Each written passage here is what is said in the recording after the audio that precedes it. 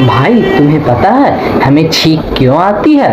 हाँ, जब हमारा चेहरा हमारी शरीर को पसंद नहीं आता है तब। क्या? जब हम छींकते हैं तो आंख बंद हो जाती है, हमारा शरीर कहता है ये मत देख। छींक हमारे शरीर का एक प्रोटेक्टिव रिफ्लेक्स है जिससे हमारी नाक की गंदगी को बाहर निकलने में मदद मिलती है। क्या मतलब मेरी छींक में भी साइंस है?